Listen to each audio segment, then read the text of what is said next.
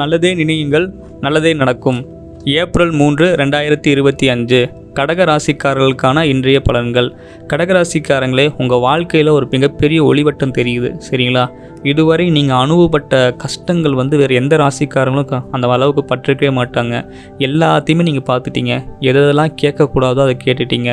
மனக்கவலை, கஷ்டம், துன்பம், சரிங்களா, எல்லாத்தையுமே பார்த்துட்டீங்க. மற்றவங்க நல்லா இருக்கணும்னு நினைக்கக்கூடிய நல்ல மனுஷங்களுக்கு தான் அவ்வளோ சோதனைகள் ஆண்டவன் கொடுப்பான், சரிங்களா? பெற்ற தாய் தந்தையரை கூட கண்ணு முன்னாடியே சாப்பாடு போடாமல் குடும்பப்படுத்தக்கூடிய இந்த காலகட்டத்தில் இன்னும் பல பேர்த்துக்கு சாப்பாடு போட்டு அரவணைச்சு தான் வெக்கலினா கூட மற்றவங்களுக்கு உதவக்கூடிய குணம்லாம் இந்த கடகராசிக்காரங்களுக்கு தான் உண்டு. கவலைப்படாதீங்க, உங்களுக்கு ஒரு அருமையான ஒரு காலகட்டம் வந்துட்டு இருக்குது, சரிங்களா? உங்கள் வீட்டில் இருக்கக்கூடிய எல்லா விதமான குடும்ப பிரச்சனைகளுமே தீரப்போகிறது. கணவன் மனைவிக்கு இடையே அன்னோனியம் அதிகரிக்க போகிறது. உண்மையிலே நீங்கள் அன்புக்காக இயங்கக்கூடிய ஒரு சின்ன குழந்தை தான், சரிங்களா? உண்மையிலே உங்கள் மேலே நல்ல அன்பு மழை பொழிய போகுது. இனிமேல் கவலையே படாதீங்க. வாழ்க்கையில் மிகப்பெரிய உயரத்துக்கு போக போகிறீங்க. 9ஆம் இடம் கொஞ்சம் நல்லாக இருக்கிறனால தந்தையினுடைய உடல்நலம் ஆரோக்கியத்தில் மட்டும் கொஞ்சம் கவனமாக இருங்க.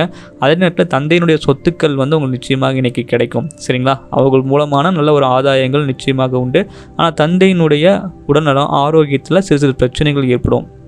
அதே போல் பூர்வீக விஷயங்களில் ஏதாவது இதுவரை இருந்த தடைகள்லாம் நீங்கள் என்ன பண்ணலான்னா, கோர்ட்டு, போலீஸ் ஸ்டேஷன், வம்பு வழக்குன்னு போயிட்டு இருந்தீங்க அப்படின்னா இன்றைக்கு மட்டும் பெரிய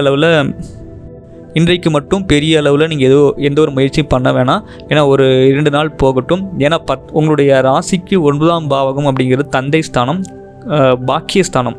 அந்த இடத்துல சனி, ராகு, சூரியன், நீச்ச புதன், சுக்கிரன் சொல்லிட்டு 5 கிரகங்கள் ஒன்றாக கூடியிருக்கிறது தந்தை, பூர்வீக சொத்து, வில்லங்கம், கோர்ட்டு, போலீஸ் ஸ்டேஷன் போன்ற ஏதோ ஒரு வகையில் வில்லங்கம் வரணும் அப்படிங்கிற மாதிரி இருக்குது. அதனால் அது மட்டும் கவனமாக இருங்க, சரிங்களா? மற்றபடி உங்களுக்கு வாழ்க்கையில் ஜெயிக்கக்கூடிய அனைத்து விதமான நல்ல காலம் வந்துட்டுருக்கு. நன்றி.